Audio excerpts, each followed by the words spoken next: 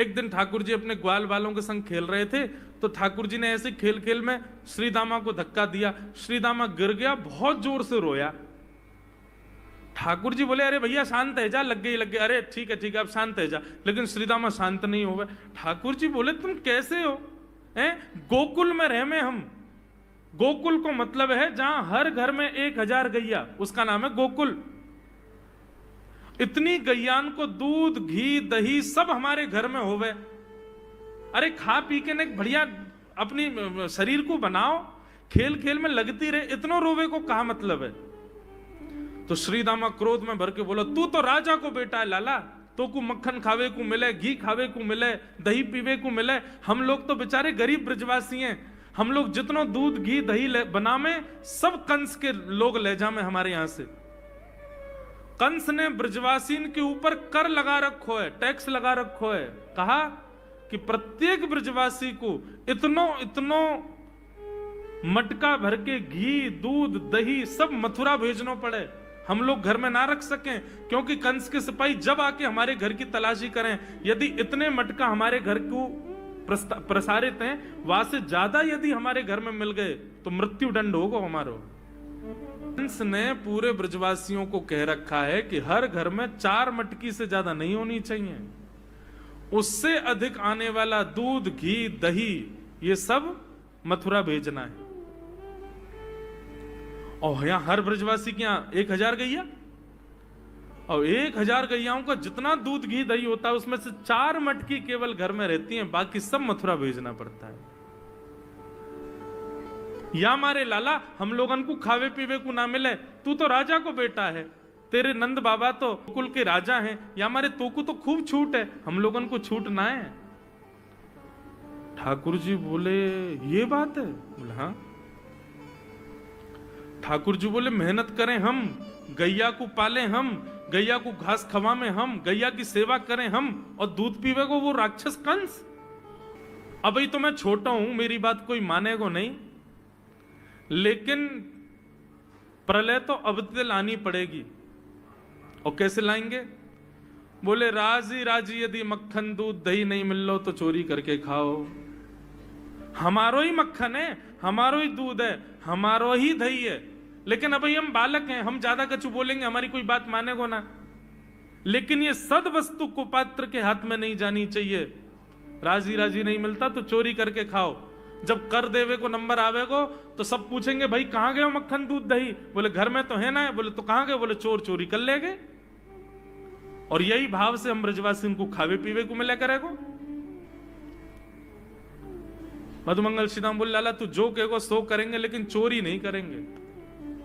ठाकुर जी बोले, तो ठीक है, कल से तुम लोग अलग खेलो, मैं और दाऊ दादा अलग खेलेंगे, हमारे संग मत खेलना। मधुमंगल सीताम बोले, अरे लाला तू ना जाने, मैया यो के लाला जो चाहे करियो, चोरी मत करियो, चोरी करवे तो ब्याह ना होवे। ठाकुर जी बोले, ब्याह की पड़ रही है तो है, ब्याह ना होवे। ऐसो पत्र पूछ रहा सो है गयो, पत्रो दुबरो सो तू सीख जैसो है गयो, तो कौन ब्याह करेगा ऐसे? अरे ब्याह करना तो ने खाया ने पी ने बढ़िया, गाल तेरे बढ़िया होंगे, शरीर ने बढ़िया होगा, तभी तो ब्याह होएगा। अब भैया हमारी बात सुन लो, जितने अच्छे काम करने सब आज कर लो, कल से चोरी करेंगे, पूरे ब्रजमंडल में आतंक मचाएंगे, हमारो ही दूध घी दही है और हम ही चोरी करके खाएंगे। ठाकुर जी ने चोरी क्यों की? क्योंकि सारा गौरस बेवजह मथुरा भेजा जाता था, और मथुरा से कंस पूरे भारत में वितरित करके खूब धन कमाता था। इस वजह से ब्रजवासी प्रताड़ित होते थे, क्योंकि गैया के लालन पालन में जितना खर्चा होगा सब करो ब्रजवासी। 4 मटके मिलते थे, 4 में से 3 को तो बेच देते थे, 1 में पूरा घर चलता था। यह हालत थी ब्रज की।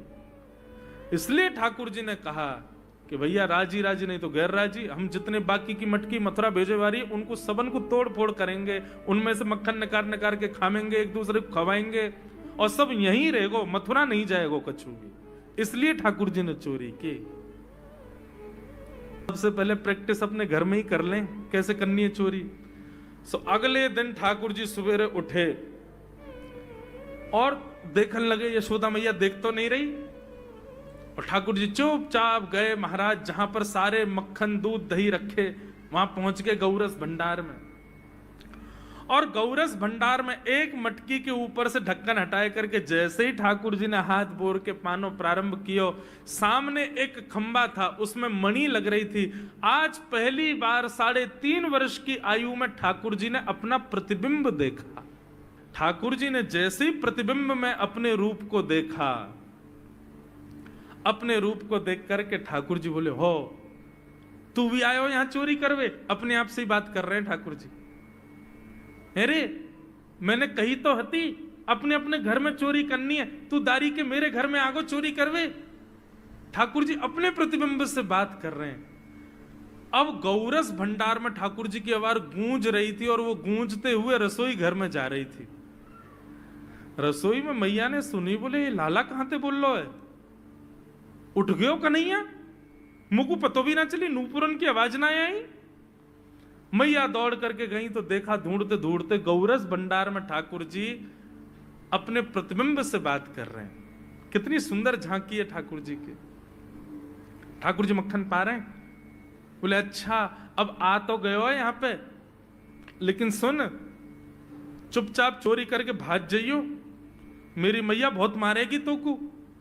बाकू यदि पतो चल गई तू चोरी कर रहा है तो को उखलते मान देगी, मेरी मैया बहुत मारेगी। चुपचाप चोरी कर और निकलने आते। ठाकुर जी चोरी की बात कर रहे थे, यशोदा मैया ने पीछे से सुनी, लाला ओ कन्हैया। ठाकुर जी घबरा गए, मैया कैसे आ गई? हाँ मैया, कौन से बात कर रहे हो तू? अरे मैया देख हमारे घर में चोर घुसायो है। अपने प्रतिबिंब को दिखा करके ठाकुर जी कह रहे हैं, देख मैया हमारे घर में चोर घुसायो, जे चोरी कर रहे हो हमारे यहाँ के मक्खन की, तो मैं यहाँ को पकड़वे आयो हूं। नन्हे से गोपाल जी, बहुत मधुर लीला। मैया हंस भी रही है और क्रोध भी कर रही। बोले अच्छा जो चोरी कर रहे हो? बोले हाँ। चल याकू तो मैं पकड़ लूंगी, लेकिन जे बता तेरे हाथ में मक्खन कैसे लगो? तू तो याकू पकड़वे आयो ना। अब मैया याकी मैं कहा बताऊं, तेने मेरे हाथ में पद्मराग के ऐसे ऐसे बढ़िया कंगन पहना रखे हैं, कड़ूला पहना रखे हैं सोने के। जब मैं धूप में निकलूं ना तो धूप की किरण से मुंह को बहुत जलन है जाए हाथ में।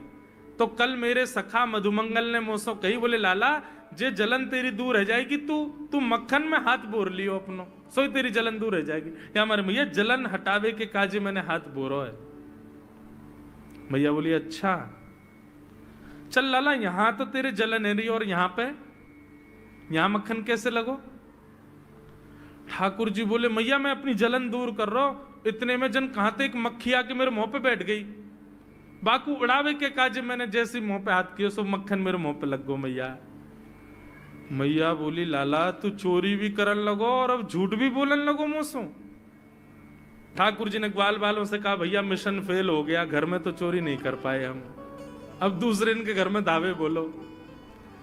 एक दिन महाराज ठाकुर जी का जब आतंक खूब बढ़ गया गोकुल में, सब गोपियों ने जाकर के मैया से शिकायत करी। बोले मैया अपने लाला को संभाल लियो, नहीं तो काउदना हम देख लेंगी और फिर हमसे मत कहियो कि तेने मेरे लाला से यूं क्यों कही।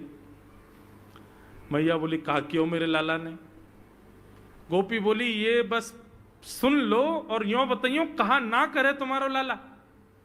देख वे मैं 3.5 बरस को है, बाकी पेट में इतनी बड़ी बड़ी दाढ़ी है, बाकी मतलब बलवान है कि सब जानकारी है या कुछ छोटो बालक मत समझियो। गोपियों ने जाकर के अपनी अपनी दुख दर्द सुनाए मैया को। मैया बोली अरे भैया मेरे लाला को मक्खन की कोई कमी थोड़ी है, मेरे लाला को दूध की कोई कमी थोड़ी है। मेरो लाला चाहे तो मक्खन से नहावे, दूध में नहावे, इतना मक्खन दूध दही मेरे घर पे, तुम्हारे यहाँ क्यों चोरी करेगो? अरे कई बार बालकन को अपने घर को भोजन बढ़िया ना लगे, दूसरे के घर को बढ़िया लगे, अगर बार ने तुम्हारे यहाँ की नेकात मक्खन खा लियो तो वहां इतना रो क्यों रही हो? मैया आपको अपनो लाला बहुत सीधो लगे ना, हम बताएं कहा करे तुम्हारो लाला? स्वयं खावे हमको कोई दिक्कत नहीं, लेकिन या की एक पूरी मंडली है और पूरी रजिस्टर्ड मंडली है, बाल गोपाल चौर प्रचार प्रसार मंडल, ये घर घर जाके चोरी करते हैं। और मैया तुम्हें कहा बताऊं, जैसे ही कोई गोपी के नयो बालक होवे ना, तो तुम्हारो लाला पूरे मंडल के साथ आवे और वह लाला के सिर पे हाथ धर के, छोटे से बालक के सिर पे हाथ धर के बस 1 वर्ष की प्रतीक्षा, फिर तुम भी हमारी मंडली में आ जाओगे। पूरे गोकुल में भय है तुम्हारे लाला को। स्वयं खावे, ग्वाल बालन को खवावे। मैया यहां तक भी बात समझ में आवे, ग्वाल बालन को खवावे, यो नहीं कि नेकाद मक्खन बच जाए तो रहम करके हमारे काज छोड़ जाए, वाकू बंदरन को खवा दे। यशोदा मैया आश्चर्यचकित होकर सुन रही है, बोले ये नेक्सो लाला ये करे? बोले हाँ मैया।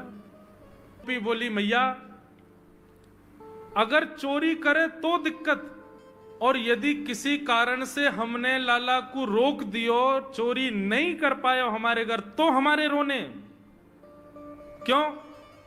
बोले चूल्हा में ते कोयला लेके आवे और वह घर के बाहर हवा बना जाए, और यूं के अब जब तक या घर से मक्खन नहीं मिलेगा या के घर के लोग भूखे रहेंगे, और इन लोगों को भोजन छुड़वाने की जिम्मेवारी हमारी। बोले कहा करे फिर? बोले मैया भोजन बनना होगा, चूल्हे पे भोजन रखो रे, तो ग्वाल बाल सब ताकते रहे कब भोजन बनने को समय आवेगो।